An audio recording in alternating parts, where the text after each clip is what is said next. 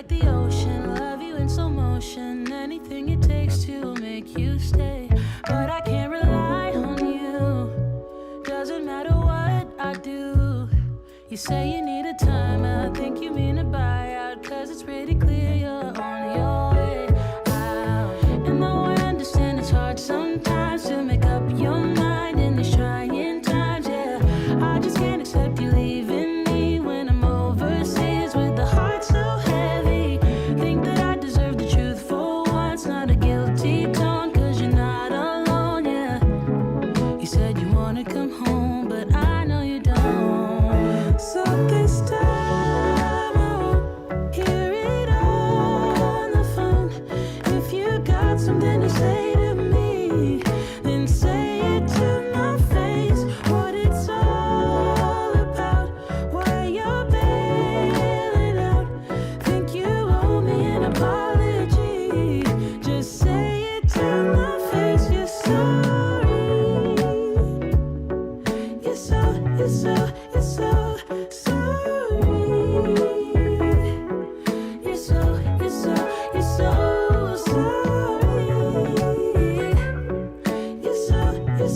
You're so sorry. Say it to my face. You're sorry. And I quit my job for you, even quit some friends for you, cause you couldn't stand it, me all independent, so you had to have me for yourself. That was when I trusted you, when I could add up 2 and 2, when you promised we'd be together, you, me, forever. Now there's nothing left to lose. And though I understand it's hard sometimes to make up your mind in these trying times, yeah, I just can't accept you leaving me when I'm overseas with the heart so heavy. Think that I deserve the truth for once, not a guilty tone, cause you're not alone, yeah.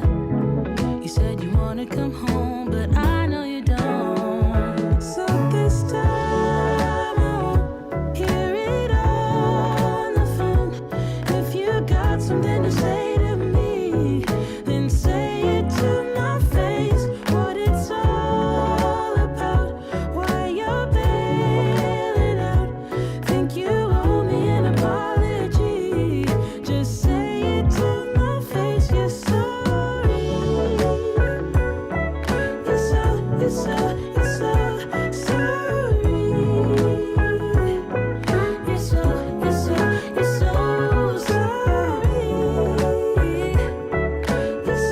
sorry. You're so sorry. Say it to my face. You're sorry. This time I think I get it. This love was overrated. No more infatuated. And I blame it on you. I blame it on you. Yeah. This time I hope you get it. In love you shouldn't fake it. No, I'm old enough to take it. So just say it to me. Say it to me. So this time I won't hear it on the phone. If you got something to say to me, then say it to my face. What it's all about, why you're bailing out. Think you owe me an apology. Just say it to my face. You're sorry. You're so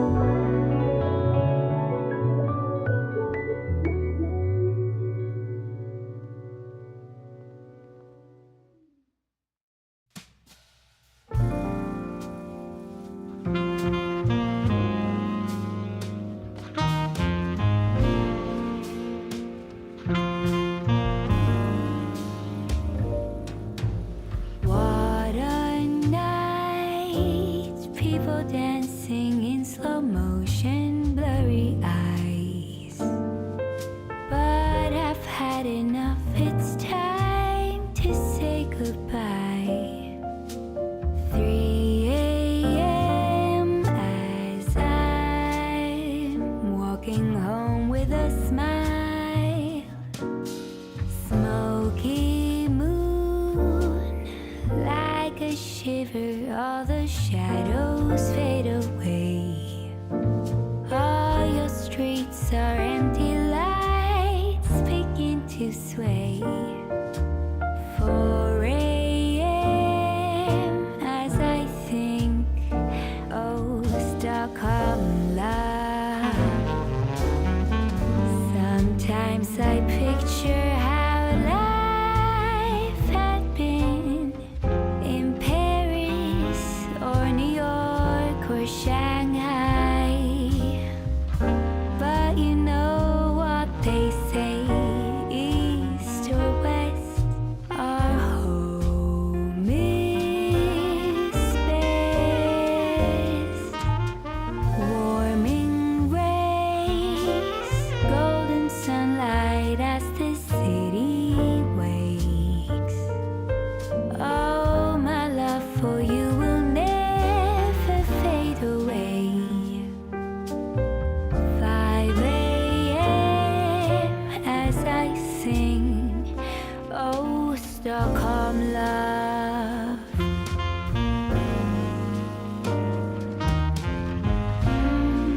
Stockholm love.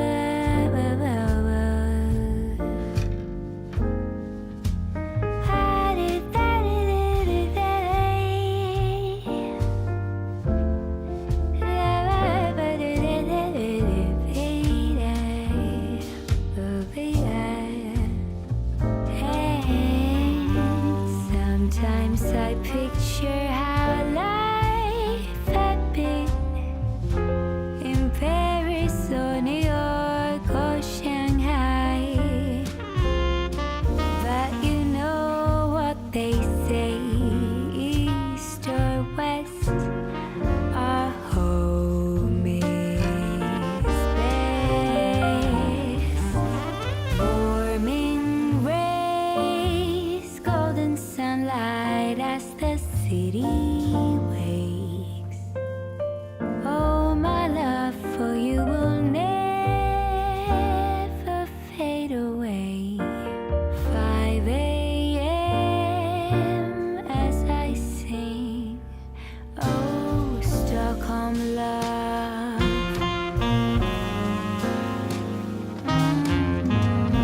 Stockholm love.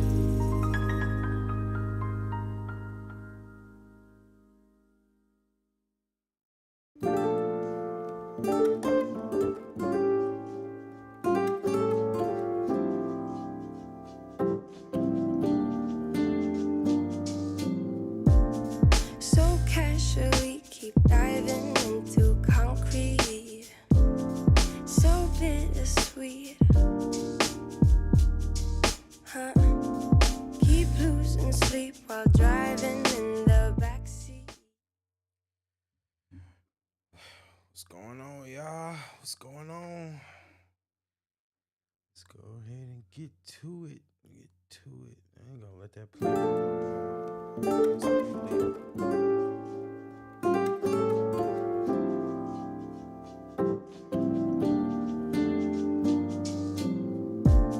So casually keep diving into concrete.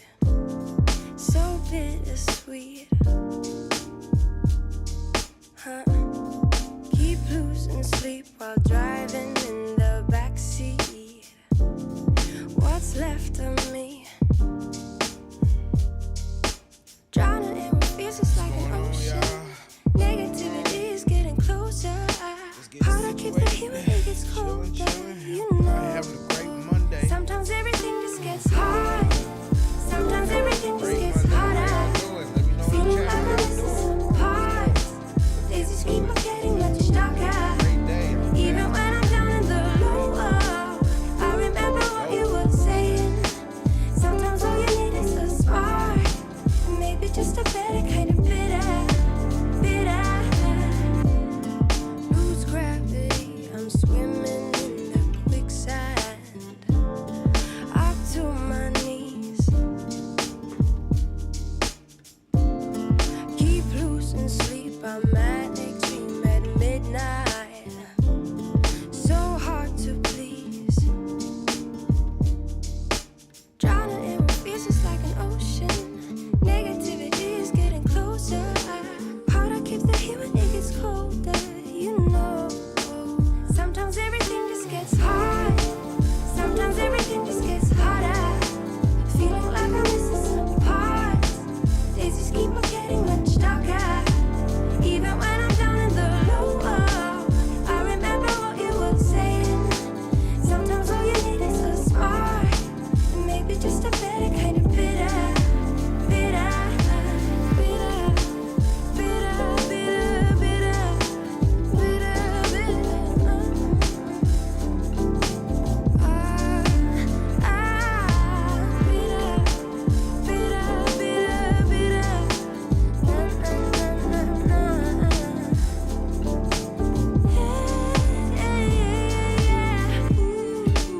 think about the stuff we play. How I'd rather do that instead. I keep screaming out loud from the top of my lungs, baby. Ooh, think about the stuff we play. How I'd rather do that instead. I keep screaming out loud from the top of my lungs, baby. Ooh. So, as I said, hope you guys are having a great Monday. I'm J Red. This is the J Red Unfiltered Show, and we are going to make this a regular thing. So, first, I just want to basically have a few conversations, and I'm going to lay out my points. We're going to talk about Cam Newton because I saw that he basically got attacked at one of his training camps, and I think that that's insane. And I also want to talk about updates we have as far as Miss Fani and Nathan Wade, as far as the updates of what's been going on with their text messages. And last but not least, we're gonna try to get through more of that. Who did I marry? Who did I marry? Because basically, at the end of the day, this woman is telling a movie, and I think it's interesting. So we're gonna go ahead and get to it. So first, I want to talk about this Cam Newton thing because I haven't really done any like real deep dives into it, but it's just I thought this was a really interesting situation. So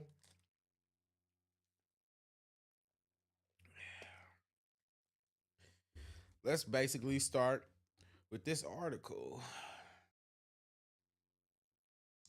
So, CBS News says a video of Cam Newton in a fight at a football tournament goes viral.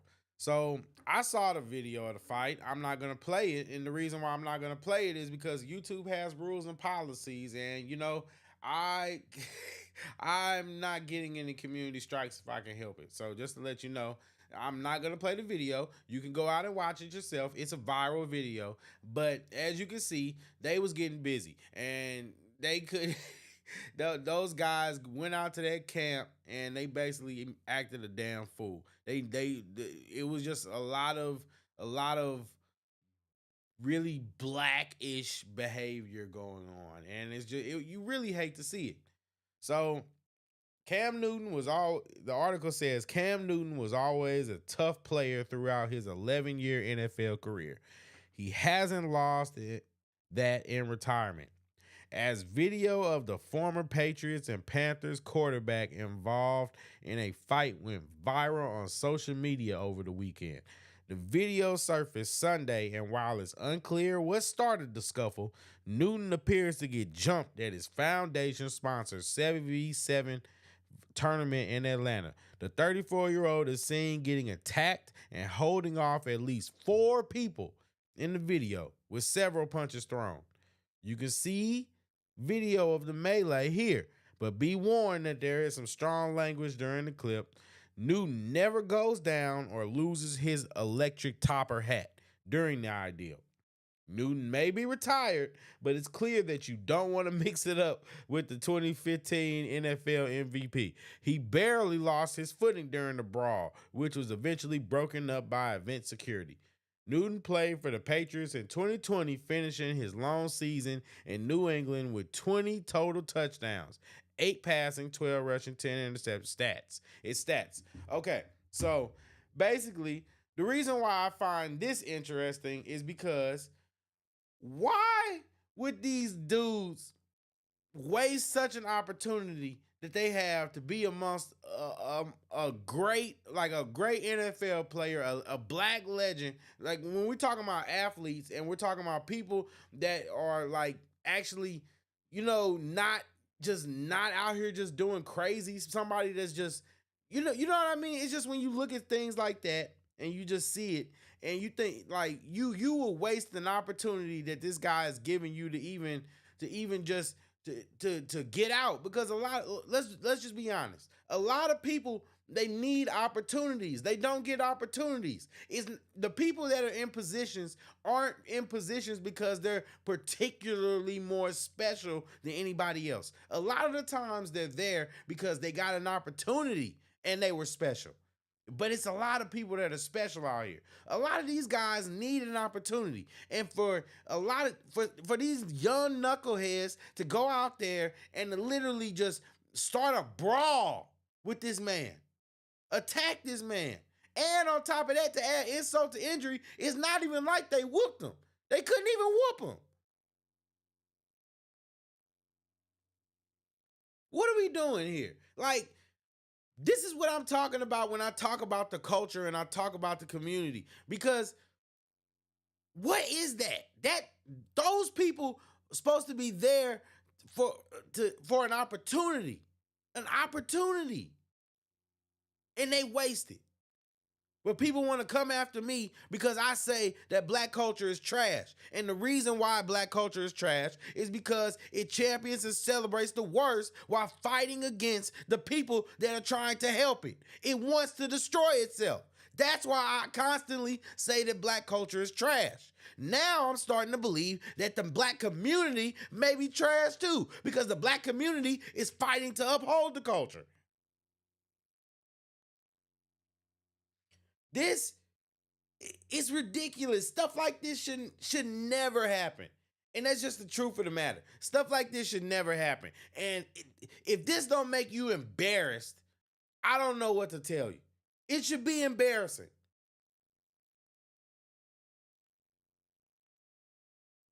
It's not cool.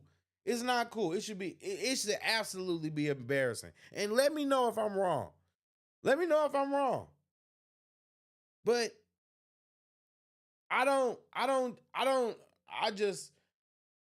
these are the people that people are saying that you're supposed to take under your wing and embrace them and help them in the future. And look at them. They don't want to help themselves. They don't want to help themselves.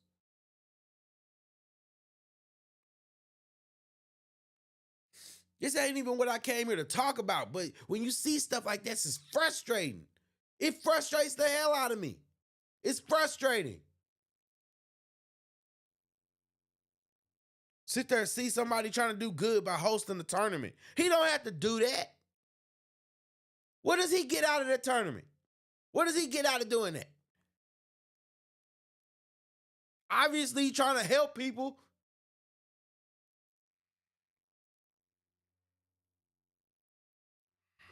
It's just ridiculous, man. Like, I don't get it.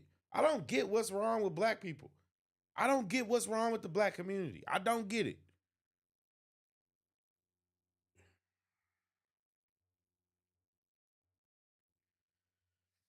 Just don't get it, man. Speaking of the black community, let's get into Fani. Let's get into Fani. Let's talk about Fani because speaking of people that are making the black community look bad, like golly, let's.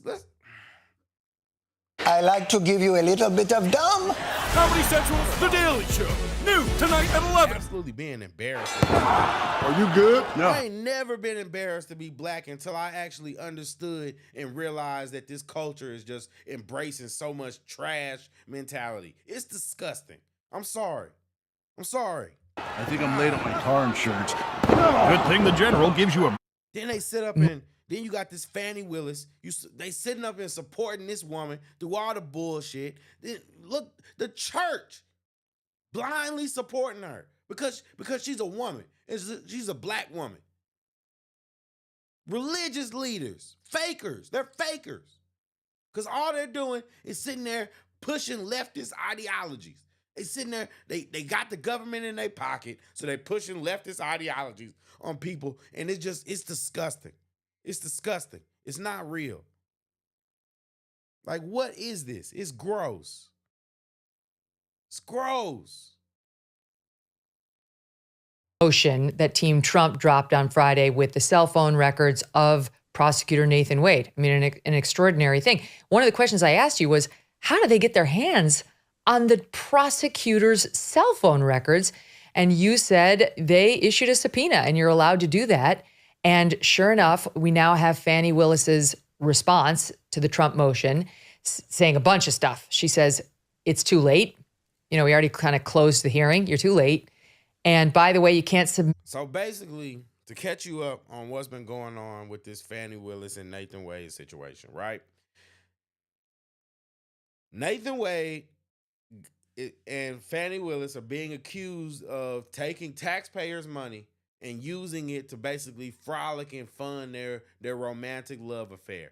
He's being accused of they're both being accused of financially benefiting from not only this Trump case, but having a relationship with each other. And it's like, when you really look at the charges, or what they're being accused of, it's really gross. And it's really like disgusting to think that your taxpayer money is actually funding these two like just these just conniving people. It's funding their just conniving romantic love affair. And that's what it is. Your taxpayer money in Georgia. Listen, Georgians, you paid for this. You paid for this. You fund this lady. And at the end of the day, she screwed you. She screwed you. But not just that. It's not just that she screwed you. It's not just that she screwed you.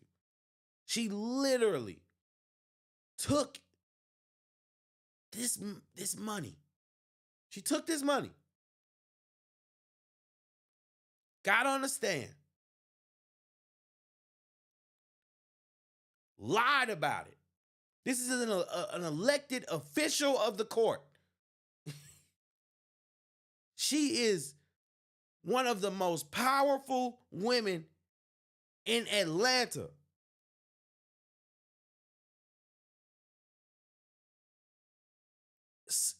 She's headlining some of the biggest cases going on in America right now. She's going against the former president of the freaking United States. she gets on the stand and she lies about it. She lies about the fact that she was in a relationship with this man before and after. And now they have text messages. They got up there. They lied. She acted a fool when she lied. Showed her ghetto side. She performed theatrics, calling the lawyers liars. Absolutely defiant. She performed, she showed her ghetto behind. It's the truth. She threw Nathan Wade under the bus more than one time. Told the world that he doesn't even that he can't function as a man because he had cancer. That's Fani. That's Fani.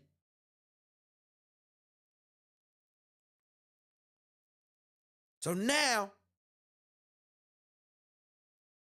they got up there and they lied. They said their relationship started in 2022. They find these messages on these cell phone towers, these records. 2,000 phone calls, 12,000 texts, at least. They got cell phone tracking showing him at her house, getting there at 10-something at night. 10-something at night, leaving at 3, 4 o'clock in the morning. But they weren't involved, right? They weren't involved. This is her story. This is their story. They weren't involved. They were just talking about the case, right?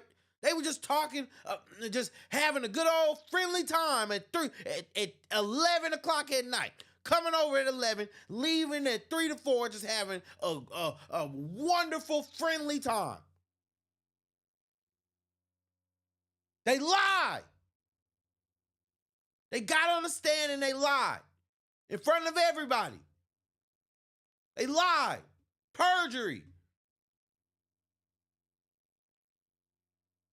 But guess what? Fani's not going to go down without, she's not going to take it with grace. She's not going to bow out with grace. No. She's going to fight. She's going to fight. You know why? Because she's a hyena and she got that fight in her. Got that fight in her. She got it. She showed it when she was on the stand. She showed it on the stand. She got that fight. You're not going to take her. You're not going to take her power away. You're not going to do none of that. No, I'm Fani Willis and you are going to bow down, biatch. That's what she's telling everybody. Middle finger to the world. I got you and you can't do nothing to me. This is about the orange man. Forget what I did. Forget me stealing these people's money. Forget me benefiting from promoting this man to prosecute Trump on a witch hunt.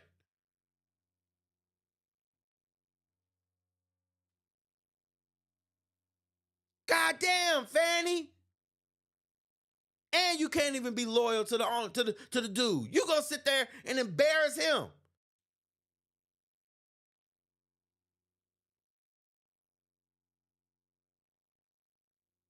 It's sad, man. It's disgusting.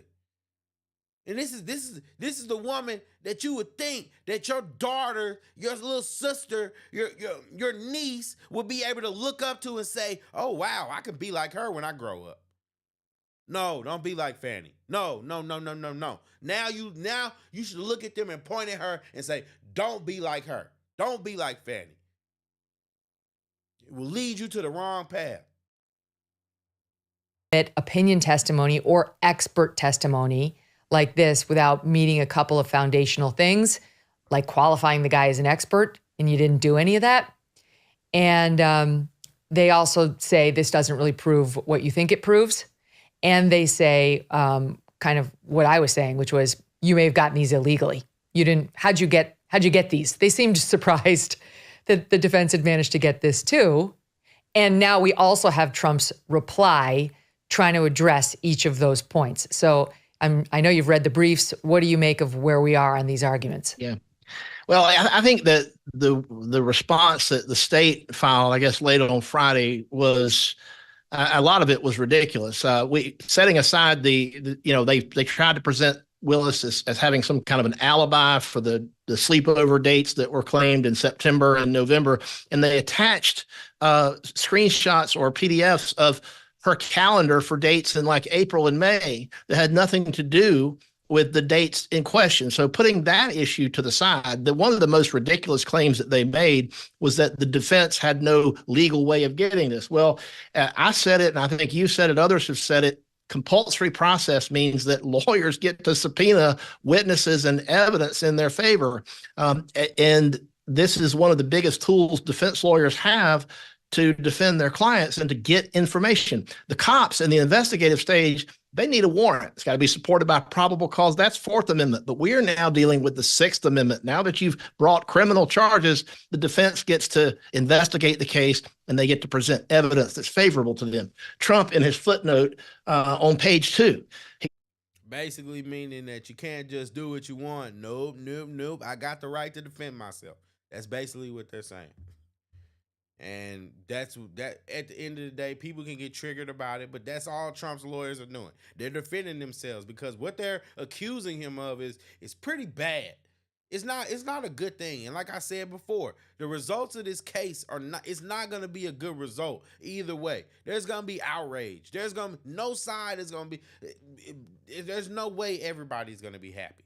This is a bad situation. So at the end of the day, of course they're gonna do whatever they got to do in order to prove that they're not doing what they've been accused of, or to get the whole thing thrown out. Because guess what? It's better than going to trial for it. His lawyer says the records were obtained by a valid subpoena issued to AT&T, and they say that the state's claim in that response that it was somehow illegal is patently frivolous. Okay, they said that it's, and I agree, it was kind of a frivolous argument to make, and it's not the kind of thing I would be expecting from professional prosecutors. See, now the thing that was really interesting about it is because Trump's lawyers, they got kind of clever. So what they did is they went and got this guy. And, I'm not an attorney. I'm not a legal expert. So bear with me. This is the regular guy explaining what happened. And it's really kind of funny. What they did is they got this guy who has this firm where they basically work they work with the software that they use to basically read and decipher telephone like the cell phone towers and stuff like that. Yeah, I understand that that's really a really simple way to explain it, but guess what? I'm a simple guy. So listen, at the end of the day, this guy, Fani, one of her arguments to why this testimony and this stuff should be thrown out is basically because there's a process that you have to go through if you're going to introduce an expert witness, right? Well, Trump's team basically said this guy isn't an expert witness. He's just a guy who has, I guess, equivalent expertise, but he's not an expert. So per se, like he doesn't work as he's not a cell phone tower expert. He's not a cell phone tower whatchamacallit. He's just a guy that knows the software and has a lot of experience working with it. That's their argument. Fani's argument is nah.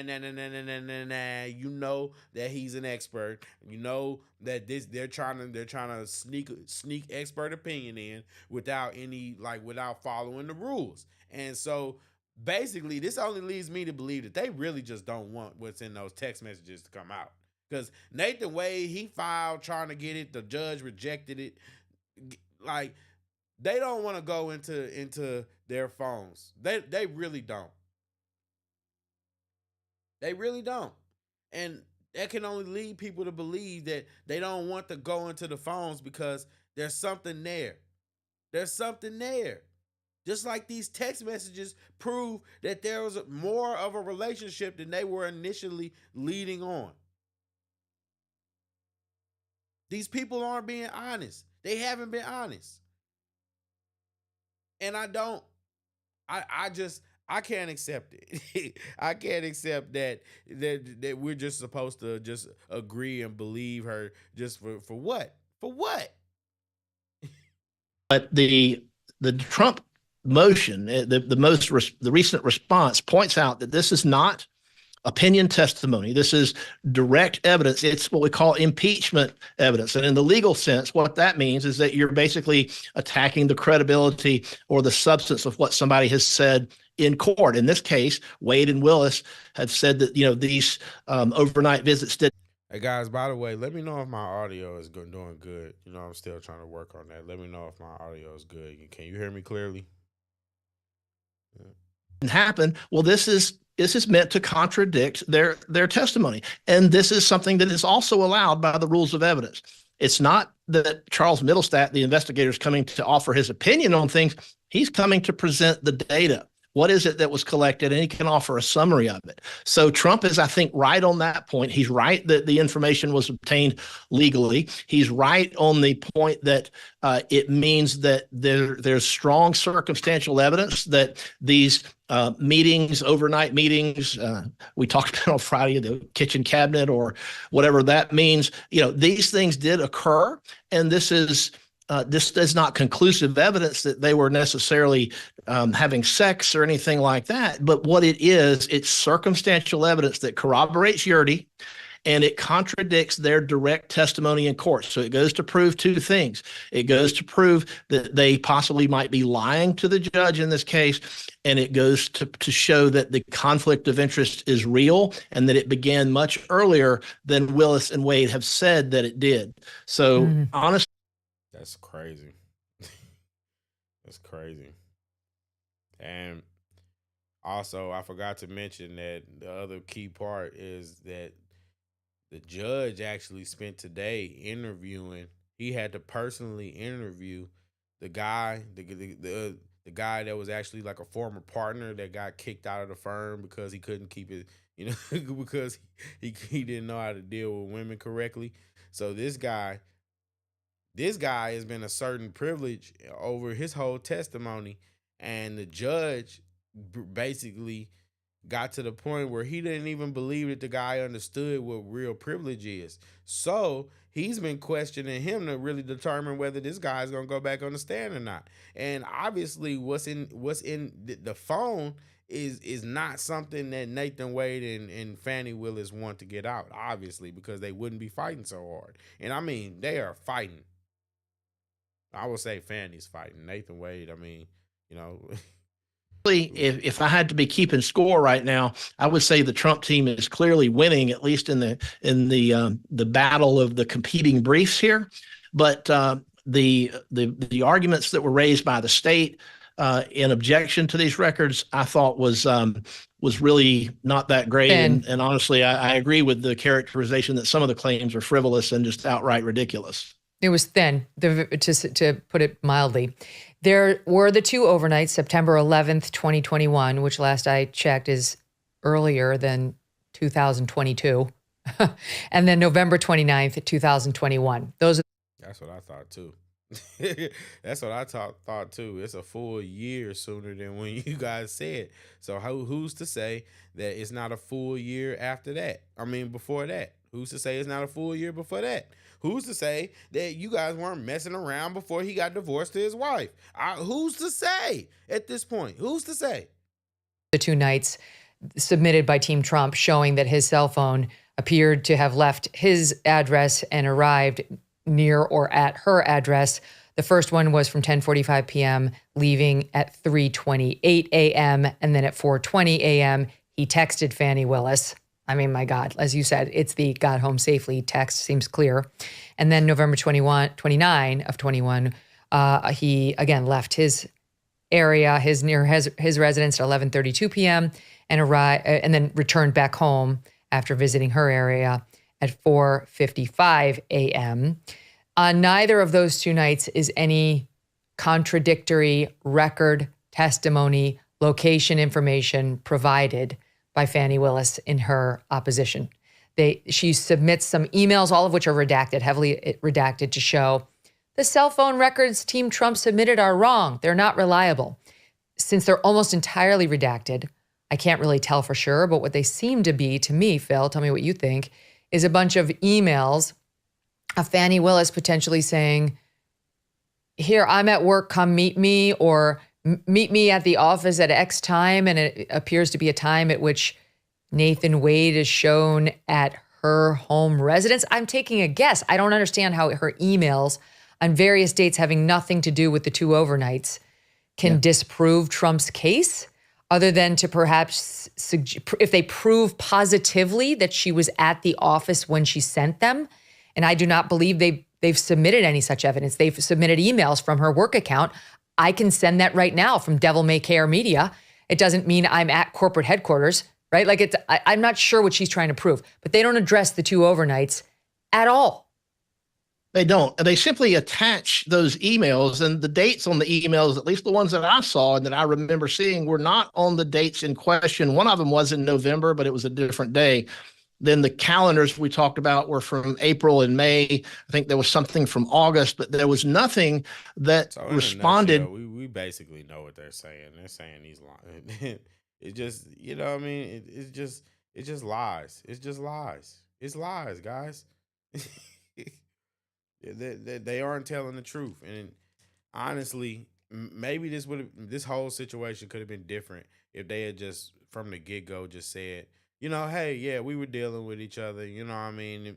You know, but you know, I don't know. It looks bad either way. You got just save everybody the trouble. Save everybody the trouble and just take it with grace. But no. Fani is a fighter. She's a fighter.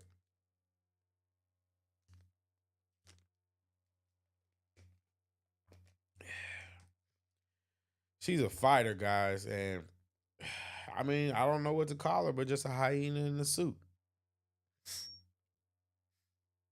But with that being said, now we're going to go ahead and get into the meat, guys.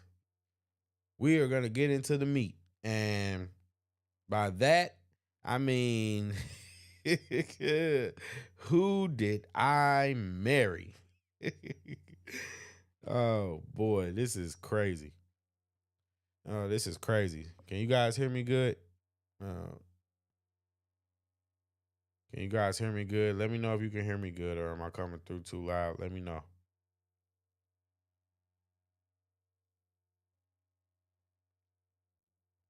Testing 1 2 3. Testing 1 2 3.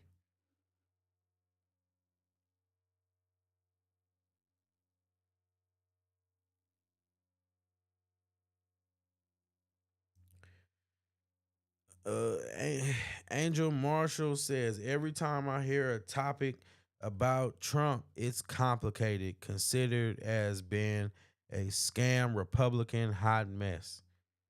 Can you clarify that a bit for me? Like, what do you mean it's what do you mean a scam Republican hot mess? Let me know.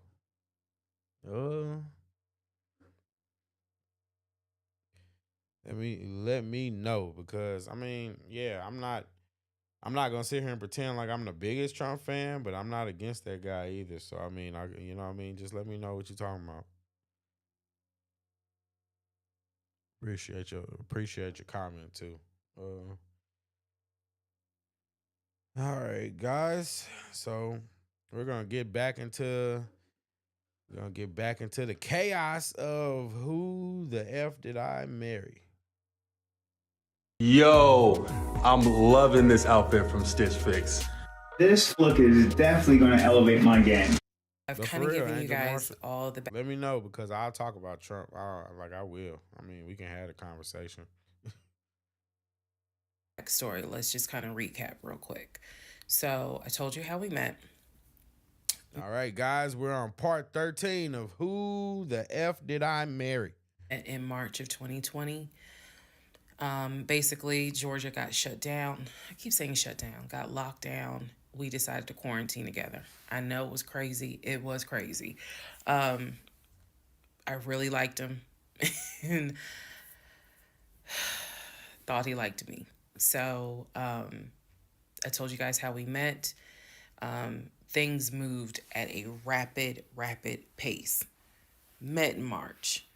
Moved in together pretty much end of March, beginning of April. Found out I was pregnant in May. Lost the baby in June. Jesus Christ. Do y'all hear what this lady's saying? She's saying not even in the span of 4 months. Not even 4 months. She met the man on a dating site, moved in with the man, had a baby with the man, almost had a baby with the man, lost the baby, and now, you know what I mean? She like this, and they're not even married yet, and they've gone through all this in 4 months. Had to have surgery in July. Started looking for houses. Started looking at cars. All this stuff happened literally between March and the end of, in August is when I got my car. So, got a car in August. He paid the down payment for that car, which I was shocked by. And no, it was not a BMW or an Audi. It was a Nissan Altima, but I loved that car at the time. So he paid the down payment for that car. Told me he would help me with the car payment. The biggest mistake that I made, and I'll explain why I say this. The biggest mistake I made was that I signed myself up for a car note, where I knew I needed his help to pay the car note. I knew better. My mom has always taught me, do not ever put yourself in a position where you are financially dependent on a man. And all of that went out the window. I'm conflicted on that because honestly, I think women, I don't subscribe to that independent woman mentality, and I hate when older women encourage women not to be dependent on men. You shouldn't be dependent on a man, but there is a thing called interdependence, and I feel like in order for men to really be men and flourish, you do have to be dependent on them a little bit, and you have to be willing to let them be men. And that's just my opinion. You know what I mean? I'm not here to trigger people right now. I'm not running from it either. But you know what I mean? I'm just saying. I think that if you do all that for the right man and you vet the man properly, then it shouldn't be a problem. But the problem is a lot of women don't actually know how to vet men. And because the proof is in the pudding. The proof is in the pudding. And there are women that don't go through the same issues as other women because they have fathers in their life. And not just fathers in general, but they have good fathers in their life. The women, and there are some girls who have good fathers or fathers in general, and they still, they still end up for the streets. But you can't control their choices. But at the end of the day, there are women that know better and that know how to do things. And so just seeing this woman literally lose everything for a man that she met for 4 months. 4 months. She done lost everything. Lost everything. He done thrown her life upside down. And they're not even married yet. They haven't even gotten to the part where they get married. Why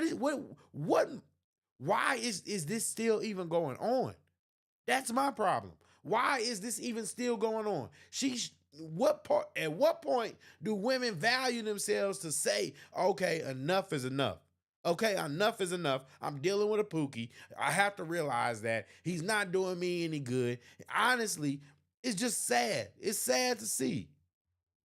And the reason why I say that was the biggest mistake is because when I have pulled back the layers of this whole monstrosity of life that I lived for 2020 and 2021, it really does boil down to the fact that I truly ended up marrying him more out of fear than anything else.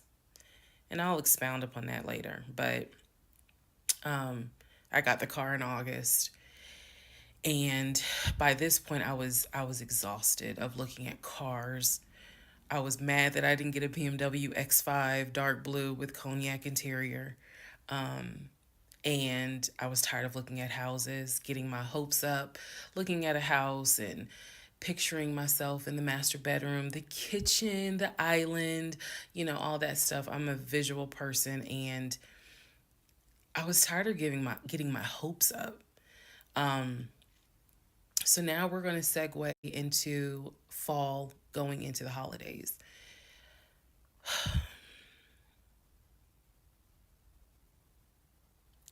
Here's what happened. In October, we looked at another house. This house was in Marietta. Absolutely gorgeous. It was gorgeous. I want to say that the house was about $700,000. I really liked the house. I could see myself living there. I could see myself cooking there. And so subsequently, my ex-husband put in an all-cash offer on that house. I watched him put an all-cash offer in on the house. Our real estate agent, Scott, called us about 24 hours later. If there's anybody that has any experience with as a realtor or anybody, can you let me know? I don't think if this guy says that he has this amount of money approved and he's still getting denied by banks, it's not because he's black.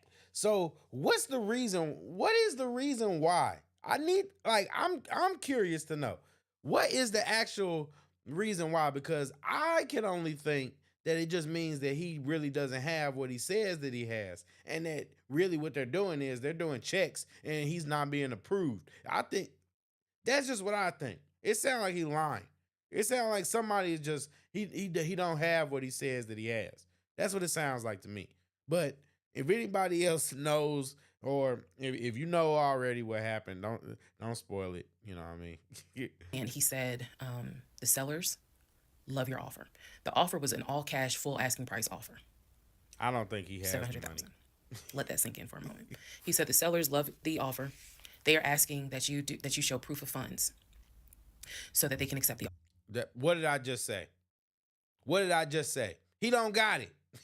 Offer. My ex-husband said, I will show proof of funds when they accept the offer. The seller said, great, we'll accept the offer when you show proof of funds. So basically we got into a standoff. And if you're a real estate agent or you work in real estate, I would love to know your thoughts on this. I had asked people in my personal life, like, have you ever heard of this before? And I've had plenty of people who said I side with the ex-husband. I would not show my bank statements until they accepted the offer. And then I had other people who were like, I wouldn't accept an all-cash offer unless I verified that the person can pay. So I'm just curious what your thoughts are. Okay. So our real estate agent called us and was like, guys, the sellers are giving you 2 days to show proof of funds.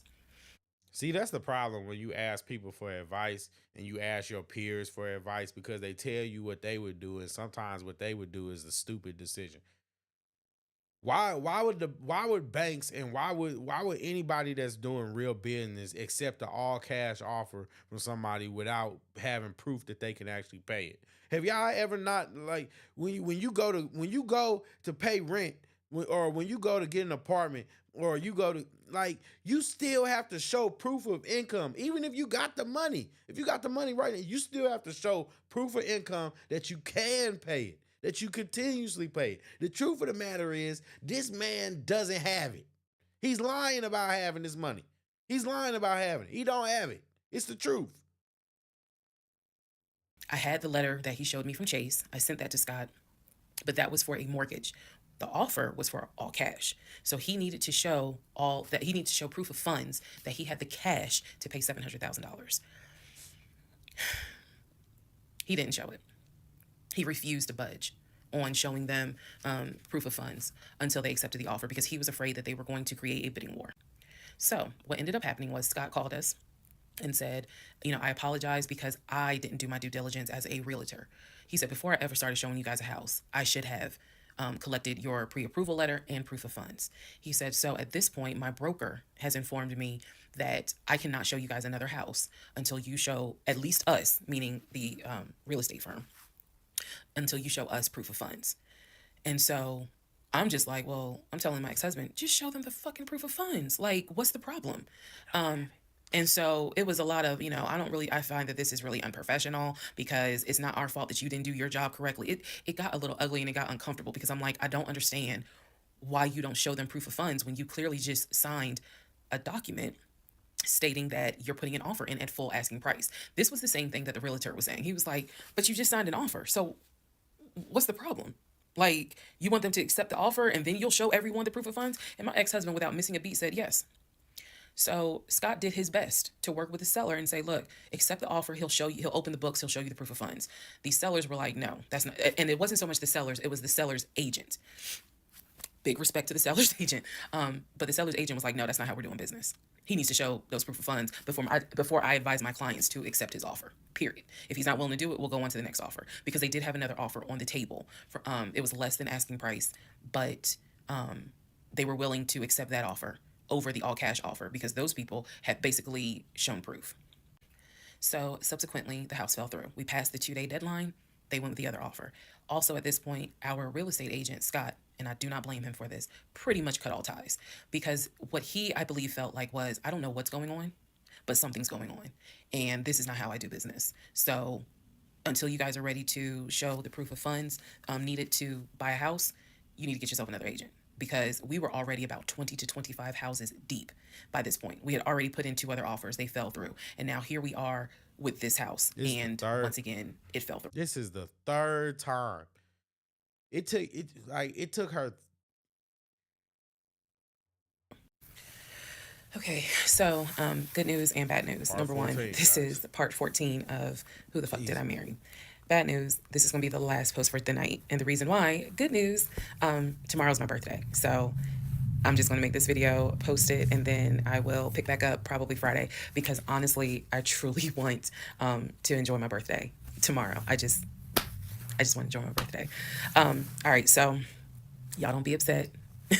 Just, if anything, watch parts 1 through 14, then we'll be ready for part 15. So the house fell through in October 2020. And what I told him was, I said, I don't want to look at another house. I don't want to talk about cars. I want to get through the holidays, because it was going to be a holiday season where I could not celebrate my family because of COVID. So I said, I just want to get through the holidays. I want to get through the end of the year, and we'll revisit stuff in January. I was very calm when I said it. No argument, nothing like that. And he said he understood. A lot of what fueled me staying in this situation really was the fact that, number 1, I didn't want to be alone.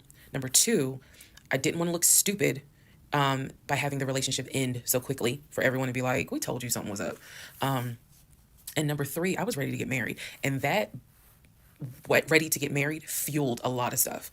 And again, I was still making my audio diaries. So listening back. So this man has proven himself an ineffective provider. He's proven himself poor character by not even being able to be honest with you. And you're still so focused on marriage. That's just... I don't have very much sympathy for people when they get themselves in situations like that, because it's like, goodness gracious. Like, don't you value yourself more than that? Don't you? To it, I knew something was wrong. I admit that. I knew something was wrong. But what I thought it was, truthfully, was like, why does it seem like there's always something? Like, why can't we just go ahead and get the house? Why is it always something? Why can't I just get the BMW? It still didn't dawn on me how deep the something went. And for the people who keep asking, I'm going in order of events. So yes, there will be a video where I explain how everything came out and what came out, what was true, what was not true. It's coming. I'm just getting all of this out in order. So I told him I didn't want to look at a house no more. I didn't want to talk about houses. Do not mention the word Zillow. Do not mention the word realtor. Nothing. Let me just get through the holidays. And for myself, the question was, what do you want to do? Wow. You want to stay with him? Or do you want to cut your losses? And the part that kept me constantly second guessing myself was, what if he's not lying? What if he's not lying? Literally the conversation I had with myself was, there's no way he is lying about having money. You saw the paper from Chase. They don't just approve $750,000 for a mortgage for anybody. I've seen his checking account. You see how much money's in his available checking. Like I don't think he's lying. I don't think he's lying about that. But what is it? Is it that he doesn't trust me? Hold up. Hold the phone. Hold the phone, guys. I'm sorry. I got to do this though because I just looked up. I was just curious because I've been hearing her talk about this guy, and he said that about the arena football, right? And I've been hearing her talk about this, and I just been thinking about it, and I'm like, okay, arena football, right? Arena football. So I look up how much money do you make playing arena football? In arena football, players' salaries can vary widely depending on their experience, skill level, and position. The average salary for an arena football player ranges from $40,000 to $80,000 per season. However, top players such as quarterbacks and star wide receivers can earn significantly higher salaries, sometimes reaching six figures. So, oh my God. What? You didn't look into what the man said? Like, because I didn't hear her say he was a quarterback. I didn't hear her say he was a receiver. So if this guy is making average money, what makes you think that he can afford a $700,000 house? What is going on? I have to be in the Twilight Zone. I have to be. Because what the hell?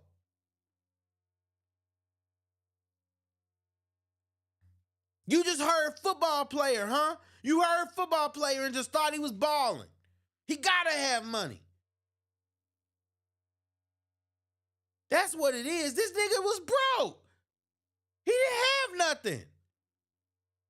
Excuse my French. I second guess myself so much. Is it that he doesn't trust me? Is it that maybe he doesn't really want to get married? Like, what is it? Because I know what I saw. I know what I heard. I know that he's having conversations about move the money from this account to that account. I know he's paying my car note and all these bills. Like, clearly this man is making money. Let me be clear. Like 40 to 80K, yeah, that's average money, but not for the lifestyle that he's pretending to live. That's no. You can't do that on no 40 to 80K. No, you cannot sit up there and convince me that he's living balling, talking about some Audis and BMWs, trying to finesse this woman and mess her life up. No, man, get out of here. No, this nigga was broke. Like, come on. We're not finna sit here and pretend like 40 to 80K. Like, she didn't say he was a quarterback. If he was a quarterback, he would have told her what his position was. She didn't say what his position was. She know every other detail about this man.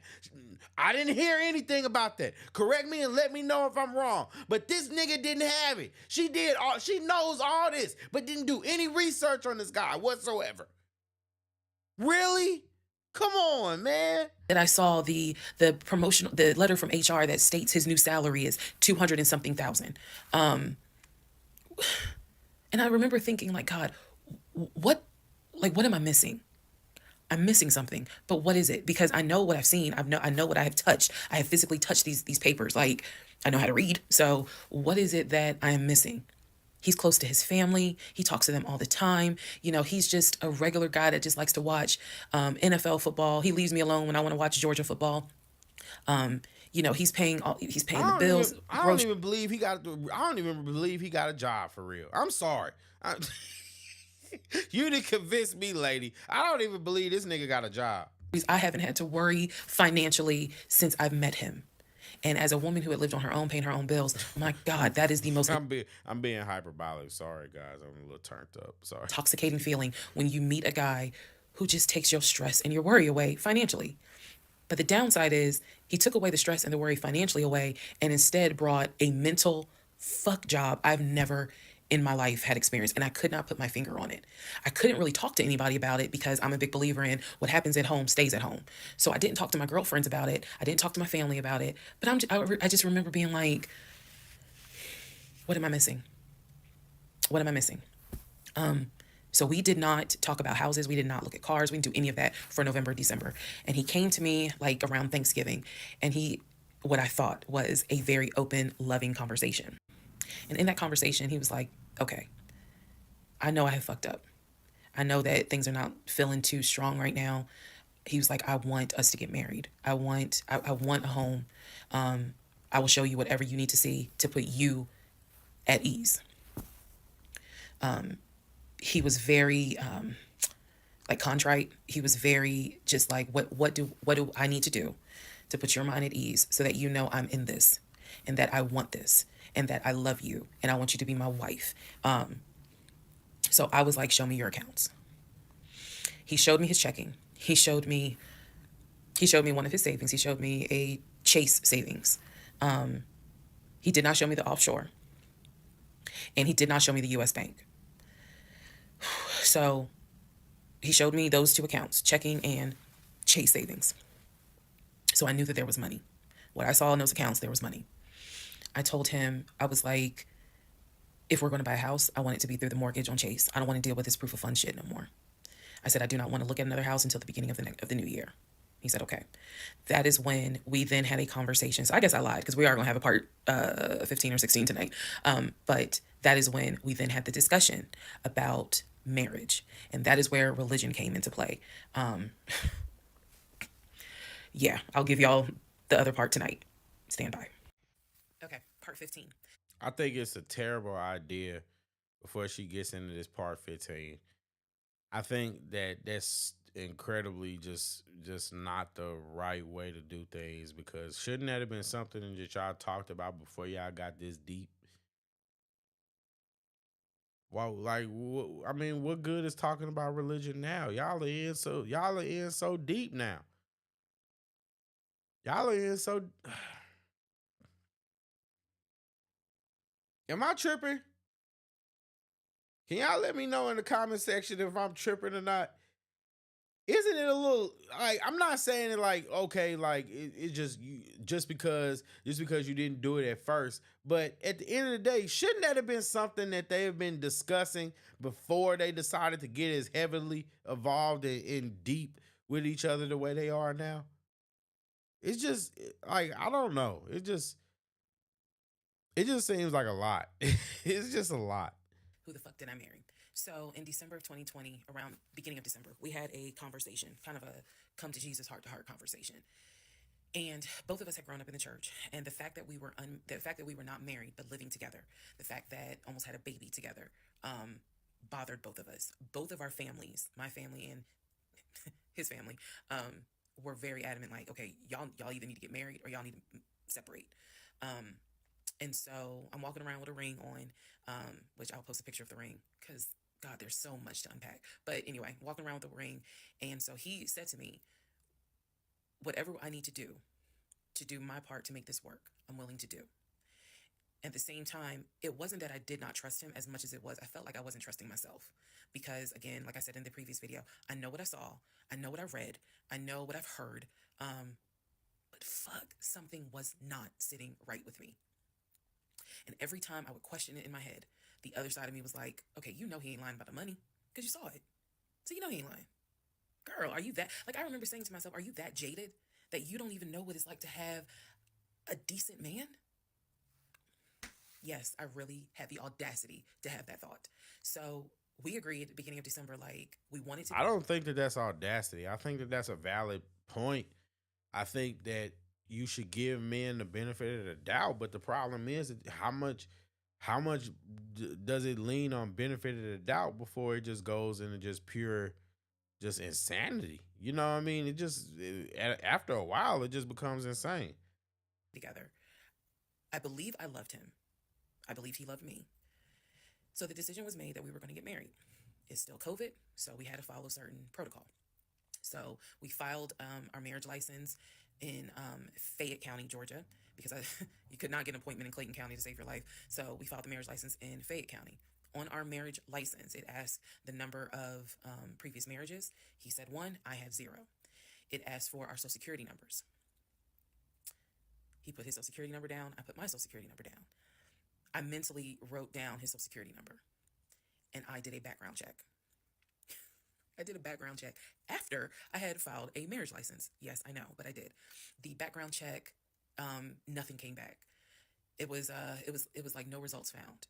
I did a criminal background check, nothing came back. So I thought one of two things. Either I had the wrong social, meaning I wrote down the wrong social, or my paranoia was unfounded. There's nothing wrong with him, because he has been always throughout the relationship a big stickler about law enforcement, following the law, because his dad was a retired police officer. So this is someone who has been, this is a guy who would check to make sure my tail lights were working, make sure my signals were working, make sure my oil was good, make sure I had enough gas in the car.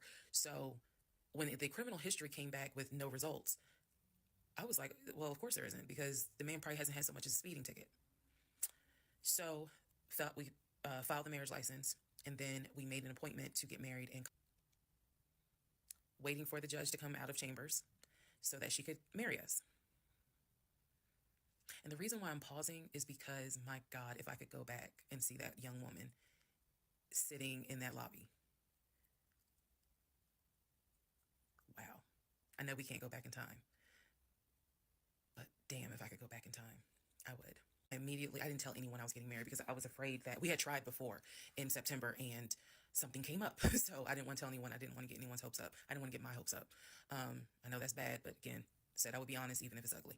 I told my mom, my family that we got married, told my friends. They could not believe it. Like my mother was relieved, but she had no idea about what was going on. My aunt was more like, really? You married him? My friend, the one who took me to the hospital for the miscarriage, was like, I wish you would have told me, like, you deserve to have people there, take pictures and celebrate and all this other stuff. And she was like, you know, she's the type of friend, if you like it, I love it. You rock with him, I rock with him. The moment you don't, I don't either. So she was supportive. My other girlfriends were happy for me. They just hated that I had to get married during COVID. Because they were like, we would have loved to have, you know, thrown you a bridal shower and a bachelorette party and all of that. It just sucks that you couldn't experience that. So we got married on a Tuesday. On the way home, stopped and got some wings, went home, and I had to get ready to go to work the next day. And life. I got married January 5th. By January 31st, I knew I was in trouble. I still didn't know how deep, but I knew I was in trouble. So to give you all a very, very, very candid idea, got married January 5th.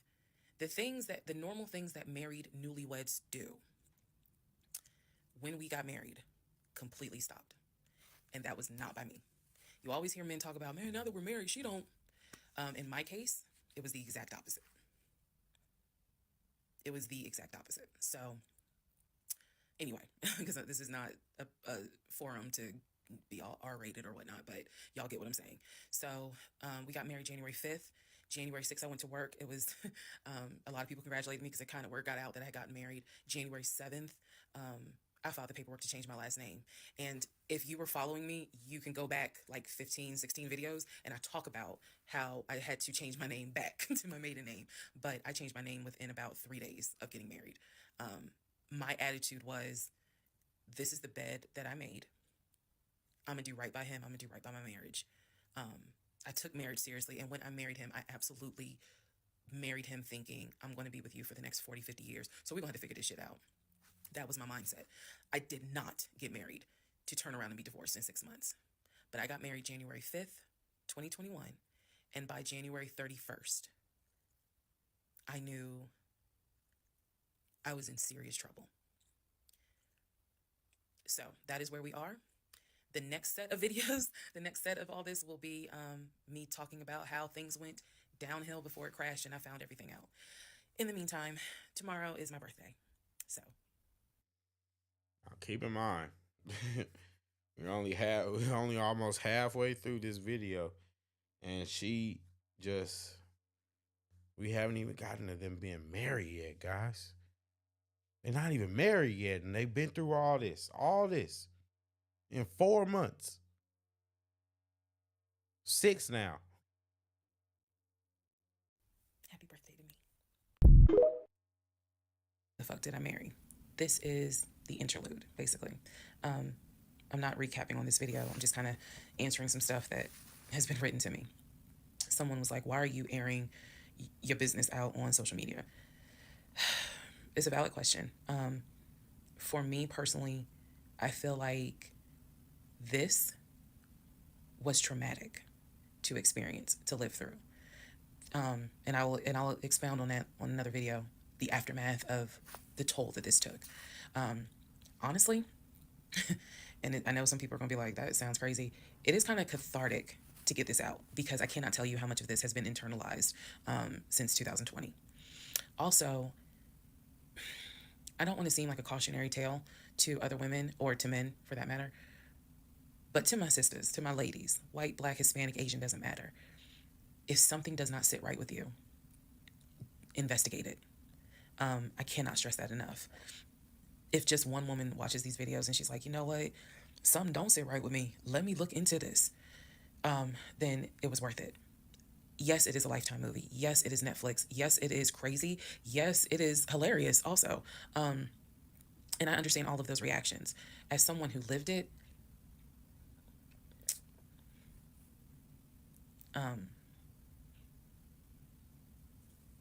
it was traumatic.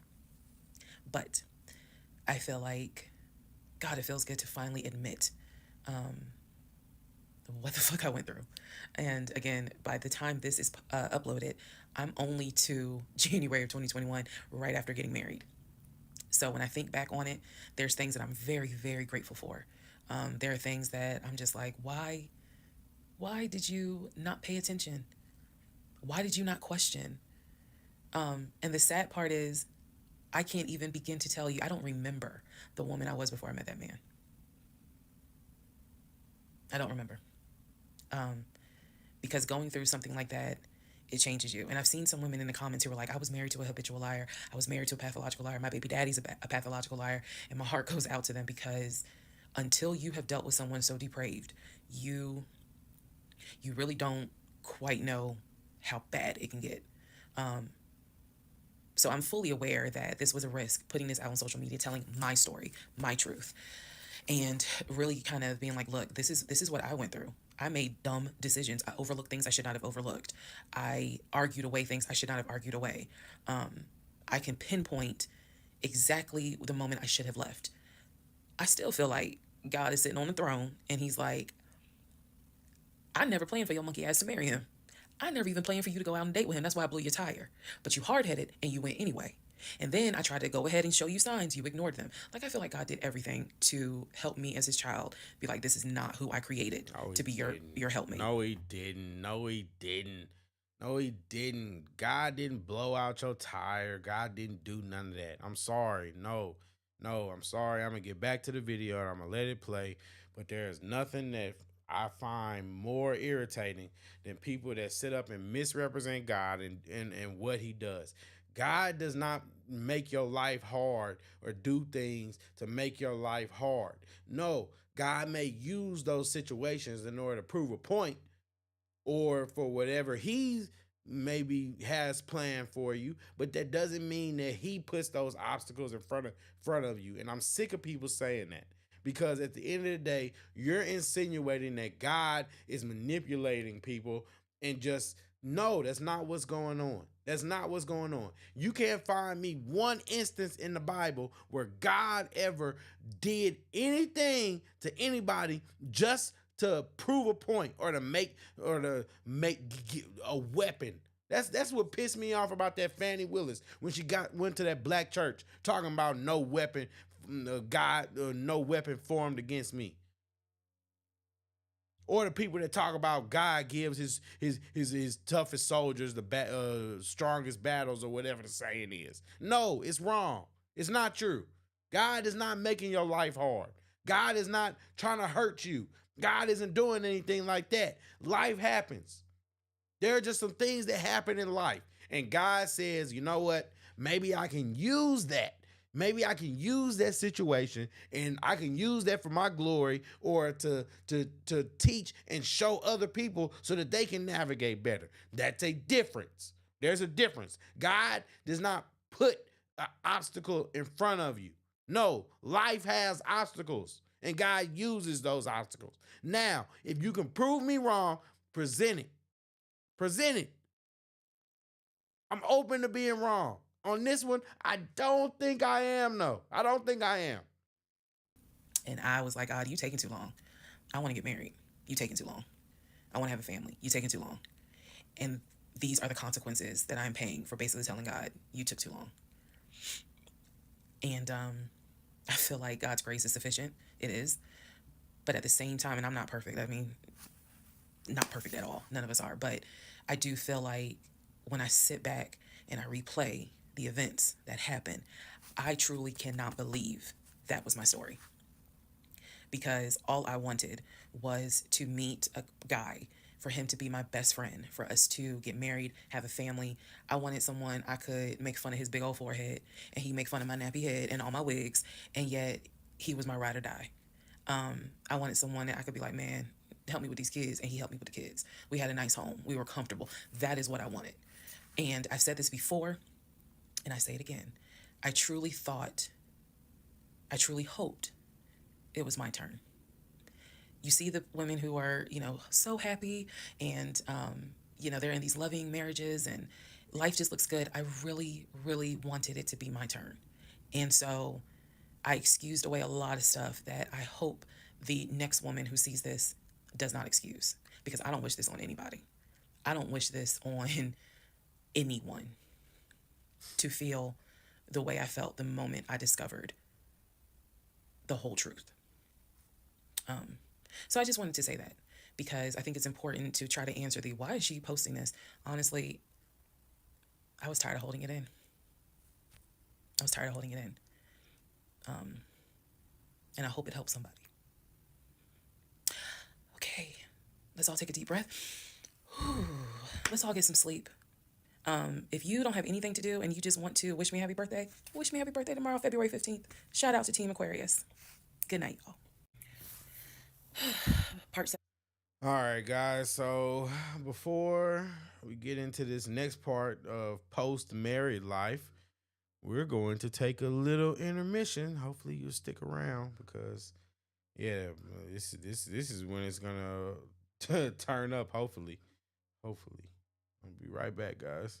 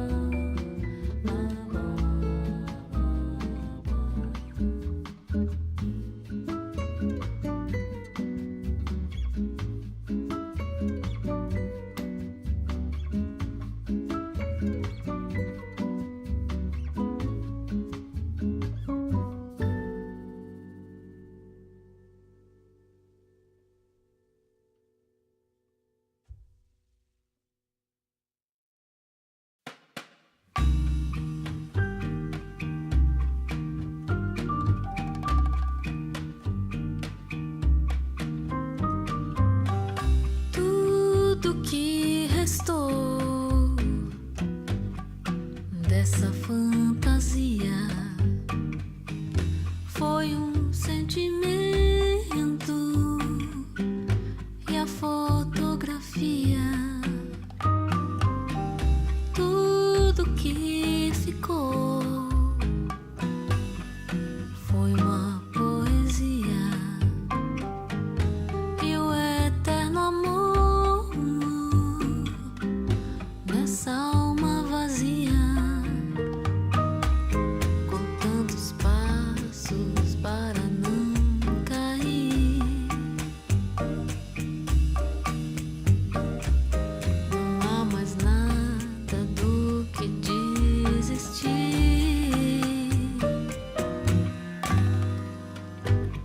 O tempo se arrastou e levou as chances. Não sobrou mais nada depois da avalanche. Tudo que restou dessa fantasia foi sentimento e a fotografia,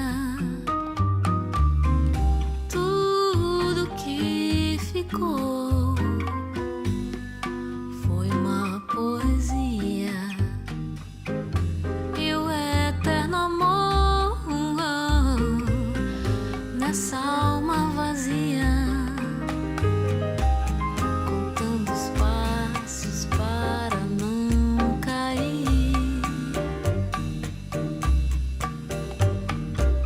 Não há mais nada do que desistir.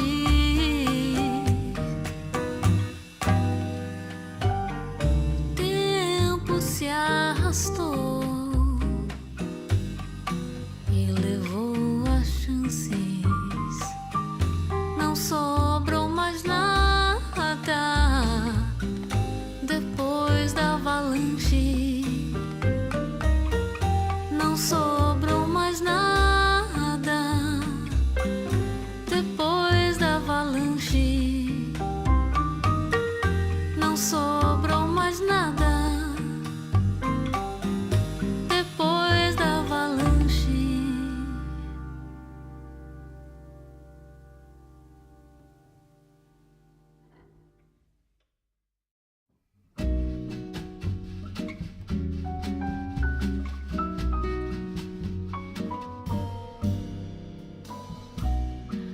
Quando o piano já não quer mais tocar e as teclas pretas não saem do lugar, quando o corno inglês ter que ir pro xadrez porque não tem mais onde ficar. Quando o prelúdio nem começar. All right, guys, we back. So, just to recap, we've been having a conversation. We talked about Cam Newton and how the little Pookies decided that they wanted to ruin the tournament by attacking Cam Newton. And we also talked a bit about Fani Willis and the update with her, and basically she's going to war over these text messages. So if you guys have any thoughts about any of those topics, let me know, or we can keep going with the video about who the F did I marry. It's up to you guys. But if you have any thoughts about any of the topics, let me know. Other than that, let's get back to the video. So, for context and just to clarify some stuff going forward, I'm going to now. Oh, man. Technical difficulties, guys.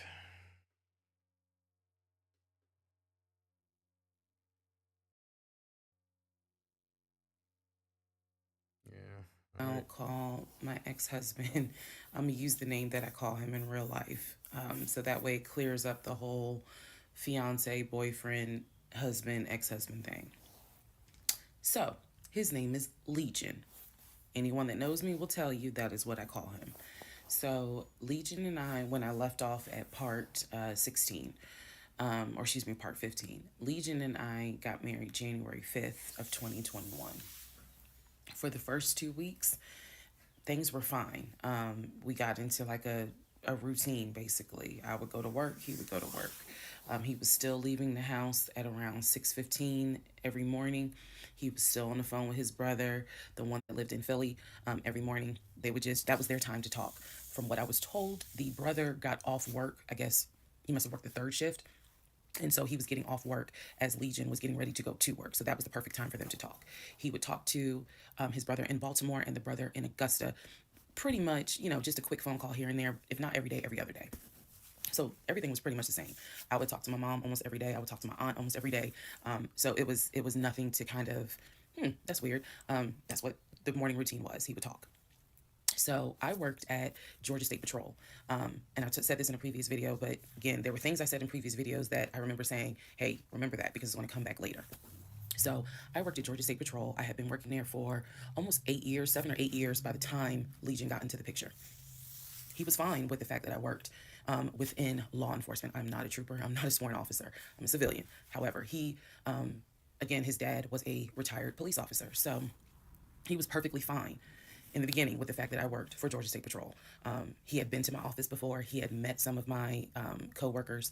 Obviously, even with COVID, because I still had to go into the office 2 or 3 days a week, he had been up there. So the friend who took me to the hospital when I had my miscarriage has met him. He and I have been to her home with her and her significant other before. So again, even in the world of COVID, when there were little times where you could get together with people, he has met people in my life. He has met my friend, or that particular friend, and he has met some of my coworkers. So when we got married, the first 2 weeks, like I said, was fine. And then it's as if something snapped. Something just changed. What was totally acceptable before, suddenly little comments were made. Why are you wearing that to work? You get off at 3:30, so you'll be home by 5, right? Things that had never happened before. He had never questioned what time I'm be home. Really, he didn't need to question it because when I'm off work, I leave. So it was never a situation of, I'm just sit around at work and just run my mouth because I have nothing to do. And then it turned into, he would call me every day from work. And I'm going to demonstrate how those phone calls went. But he would call me every day from work. And if he even so much as heard a male voice in the background, he would have little comments to me. Who was that? Are they in your office? Man, I never know who's around you. Because it seemed like every time I call you, I have the hiccup, sorry. It seems like every time I call you, oh boy, he didn't got married and started getting insecure. There's some man around. And I'm just like, at first I kind of shrugged it off. I laughed it off because it really truly was absurd to me. Now, just so you guys know, in full transparency, as I've been saying, this is the third part of me watching this, and I haven't seen this story. I genuinely don't know what's gonna happen, so I'm reacting to it with you guys. I don't know what's gonna happen. I don't know how this story is gonna turn out, and honestly, I'm not even convinced that everything that she's saying is true in itself. I'm just taking the story with a grain of salt. I'm just taking it with a grain of salt, and I'm just sitting back and enjoying it because, like, woo, boy. But then it became a bit more frequent. And so I really just didn't feed into it because I'm like, I don't know if this is some insecurity. I don't know if this is jealousy because nothing has ever been done to make you feel any sort of insecure type of way. I've never entertained another guy. I've never flirted with another guy. Like, I don't know where this is coming from. I ain't crazy. So it is also important to note, we got married January 5th. Things started changing around 2 weeks later. And the reason why I know it's 2 weeks is because I had recorded an audio diary on January 21st is the date of the audio diary. And I talk about how maybe I had unrealistic expectations because it seemed as if things were changing with he and I. So 2 weeks pass, he starts making little comments. End of January comes, he informs me that he wants to start looking for a house again. I had no real desire to go through that process. So what he decides is that he's going to look for a house for us using his friend, the realtor, the one I did not meet. So he tells me that he and his friend have been talking and he's going to start looking at houses. And what he's going to do is basically, if he feels like it's a house I would like, then he wants to show it to me because he feels like, I know that your attitude really isn't, you're in the mood to look for a house. So I'm gonna start looking. And then if I think it's a great house, then, The attitude. I wonder why she got a bad attitude about the house. I wonder why. you can come see it. And I remember thinking, that's not gonna work. You're not gonna choose a house without me. He was like, no, I'm not gonna choose a house, but I just think that, me and old boy have been talking, and so he has some houses that he is representing. He wants to show me. So why don't you let me look at it? And if it's worth the time, then I'll bring you to look at it. So I'm just gonna say, this is just my perspective from just watching her. She's a strong lady, and when I say strong, I don't mean like she's tough or enduring. I mean like she's tough. She's tough. Like, you're not gonna choose a house without me. Woman, you married to, like, come on, you're married to that man now. And I'm not saying that he should make the decision without consulting you, but you should be comfortable enough to trust him, or you should be comfortable enough to trust him with everything, because that's supposed to be your covering now. You're under his covering. It's a different thing. That's not your boyfriend. It's not your boyfriend anymore, and that's just the truth of the matter. I think that she's right. She does have unreal expectations, because what are we doing here? What are we doing here? That's your husband, ma'am. That's your husband right now. Right now, that's your husband. I'm sorry. You just picked wrong. You picked a bad husband. Sorry. Yeah. Already had some sort of plan in place after talking to his friend about how he's going to start looking at houses. This is the end of January 2021. So I kind of threw my hands in the air and was just like, whatever, because I'm not getting emotionally involved in looking at houses. And for me, that's kind of what it was. I felt like I would see a house, I could picture us living there, and then it gets snatched away somehow, some way. I didn't want to go through that. So the reaction that he wanted, which was for me to throw a fit, I did not do. I was just like, okay, all right, like, I trust you. And remember that I said the reaction he wanted, because that's going to come back later. So he started looking at houses. Funny enough, the houses that he looked at, none of them I actually saw. But he would call me and say, I'm at this house in Sandy Springs with the realtor friend. Apparently his realtor friend's name was Scott, not to be confused with the other Scott, the one that was actually helping us, that dropped us as clients. I want to make that clear. There were two Scotts. One is the realtor who was representing us, who said, hey, I need proof of funds. If you don't have those proof of funds, I cannot show you any more houses. The other Scott is his friend, who he had talked to on the phone at least 50 to 100 times in front of me. That's the Scott that he said is going to show me this house in Sandy Springs. Apparently the house was like $800,000. So he was like, I think that if I like the house, then I'm gonna bring you out here so you can see it. All right, now let's go into part 18. Okay, part 18, who the fuck did I marry? So he starts looking at houses in Sandy Springs, Alpharetta area with his friend Scott. I did not see any of these houses. I did not. Guys, let me know.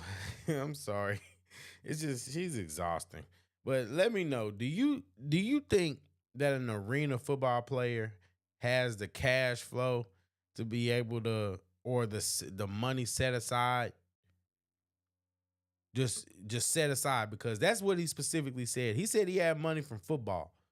Do you think that guy is able to afford a $700,000, $800,000, $600,000? House is over $500,000, making an average man's salary?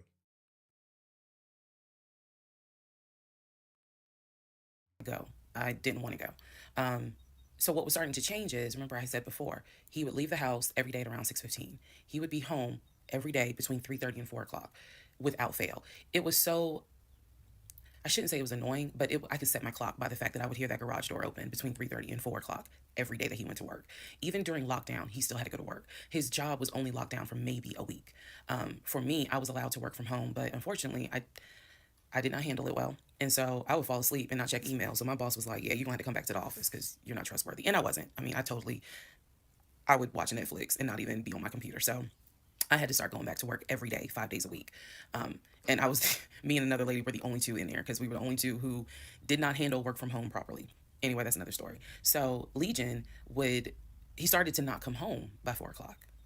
He started to come home 5:30, 6:30, sometimes 7 o'clock, because he was saying that he was looking at houses after work with his friend Scott. So it definitely was noticed that things are changing. And I just, at this point, kind of emotionally and mentally, I was just like,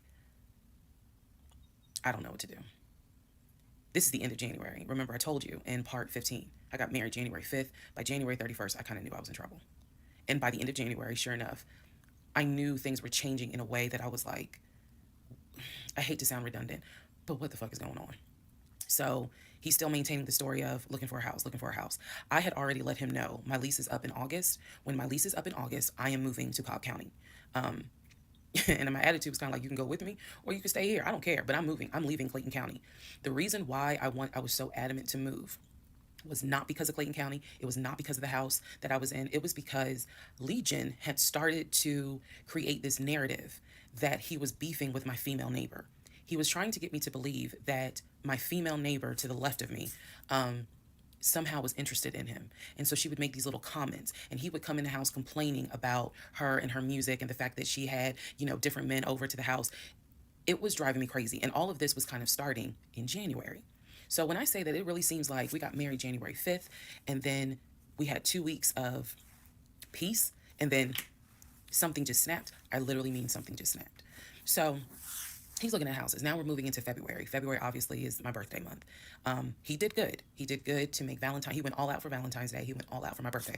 My birthday and Valentine's Day are February 14th and February 15th. So he went all out on both days. Y'all ain't even gonna believe this story. But I said I would share even when it makes me look bad. So the weekend after my birthday, and what I mean by that is if my birthday was on a Tuesday, we're talking about Saturday. The weekend after my birthday, he gave me money to go to the nail salon, go get a manicure and pedicure. So I leave the house.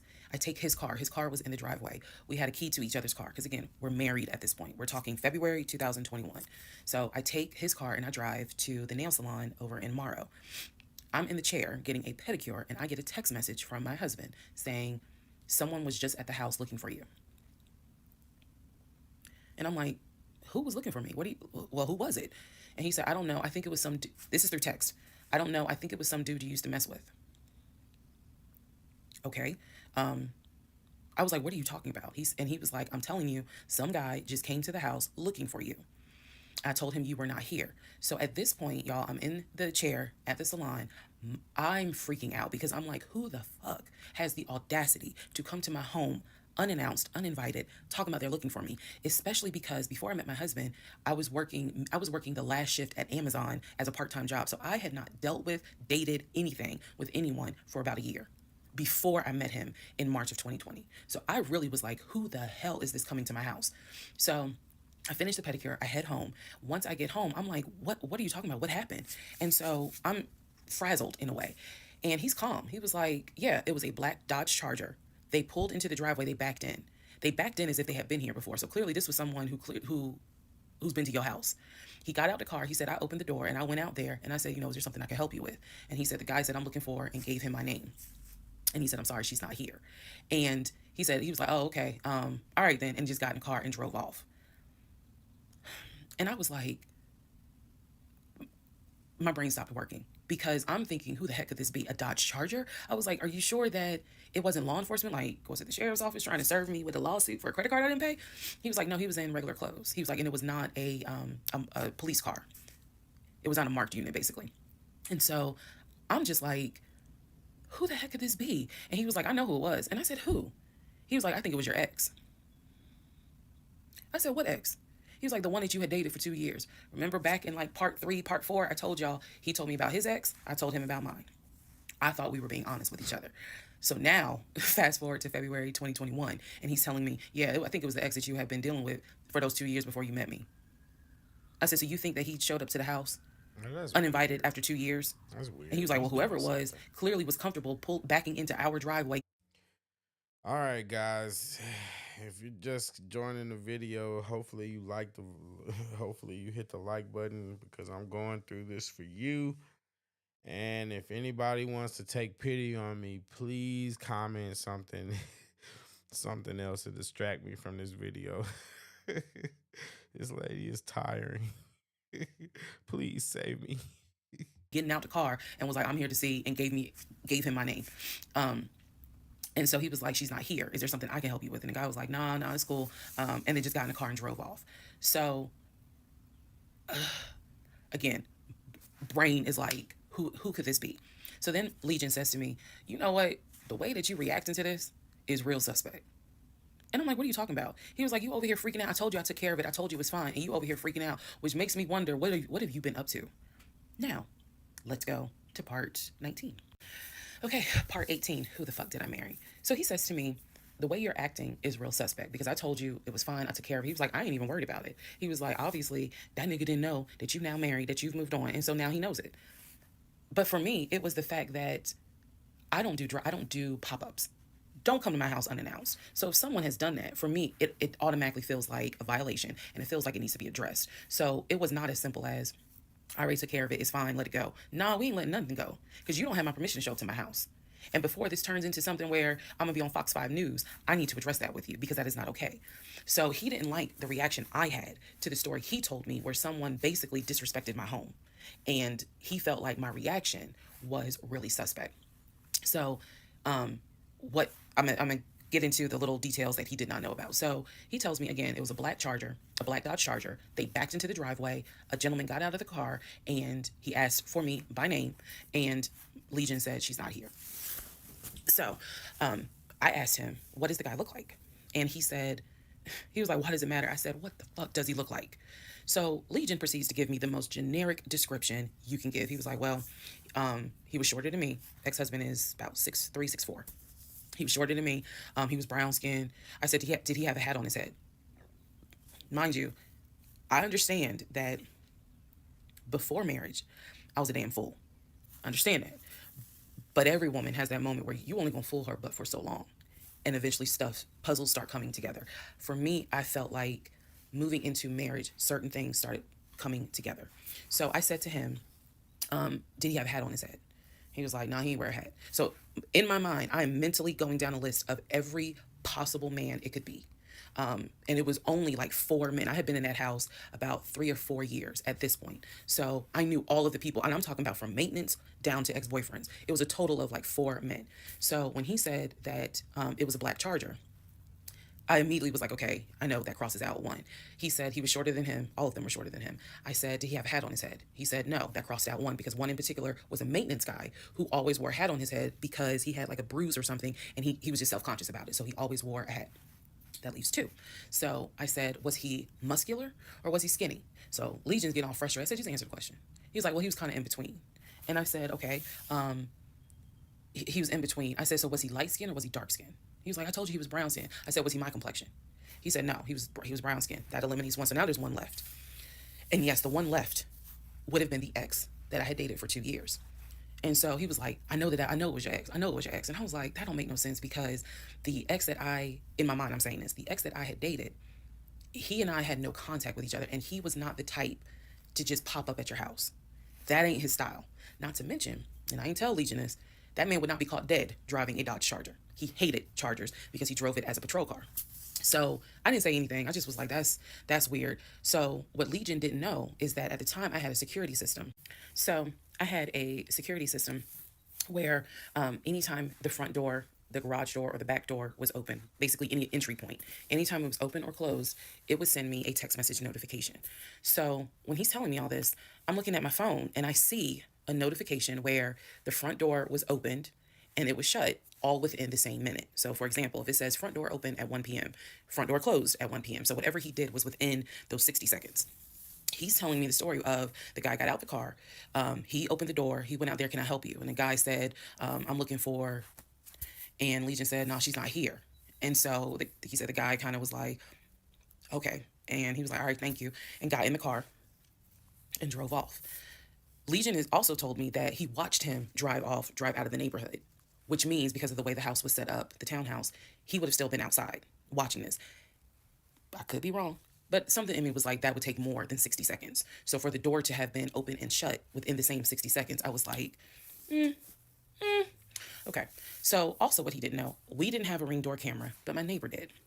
And her Ring door camera caught my driveway. The view of the camera could see my driveway as well as her driveway. And so whoever was coming in the door, our driveways were right next to each other. And then on the other side of it was the grass. So it was a perfect view of my driveway. So So I texted her and I said, hey, were you home? I think I texted her the next day because I said, were you home on Saturday? Da, da, da, da. And she said, no, I wasn't. What's up? Everything good? And I said, can you look at your security system and see if there was a car that came to my house at such and such time? And I know I did not tell her the reason I was asking, but I was like, is there any way that your security camera caught if someone came to my house at this time on Saturday? She's like, yeah, sure, I'll look. And so maybe about a couple of hours later, she texted me back and said, hey, I looked at the camera, but I didn't see anything. And I said, okay, by any chance, did it catch if someone maybe walked up the driveway? Like maybe it wasn't a car in the driveway, but someone walked up. She said, I didn't see anything with your driveway yesterday. So I said, okay. And I knew that something in me, again, was like, nobody came to the house. So now here we are, a month and a half married. And now is when I'm like, why the fuck did he make that up? Because no one came to the house. No black Charger came to the house, pulled back into the driveway. Nobody got out the car and asked for me. Nobody was looking for me. So now I was sitting in the bedroom thinking through all this, and I'm like, why the fuck did he make that up? Because that's what happened. I'm looking at the text messages on my phone where he's telling me someone just came to the house looking for you, but no one came.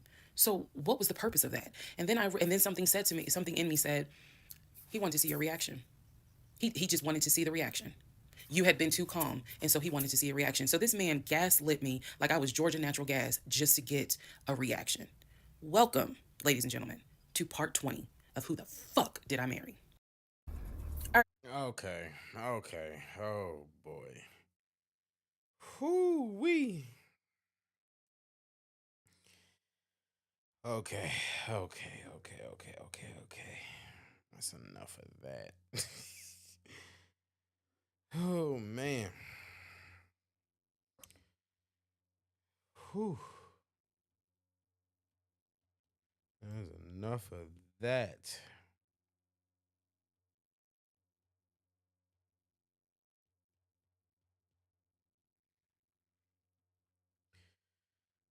Okay, guys, so I'm gonna be honest with you. I I don't have very much sympathy for her but finally having her come to Jesus moment, because at the end of the day, what's going on here is that this man is a psycho based off of what she's saying, based off of her story. And I'm gonna be honest. What she's saying, there are people like that in the world. There are people like that. There are guys like that. There are women like that. And it's just, you just hate to see it. But I mean, we gonna keep going into this. But I mean, eh, unless anybody has any comments or any comments or opinions, I mean, what I'll probably do is I'll probably just pick this up tomorrow, probably stream again tomorrow night, and basically see if we can if we could try to get through this in the next couple nights or whatever, and hopefully y'all will keep rocking out with me because I appreciate you. And real talk is, this is becoming kind of therapeutic. So I really hope that you guys will, continue to just rock out with me. I think you guys are super dope. And yeah, on that note, I'm J Red Unfiltered, and I'm signing out.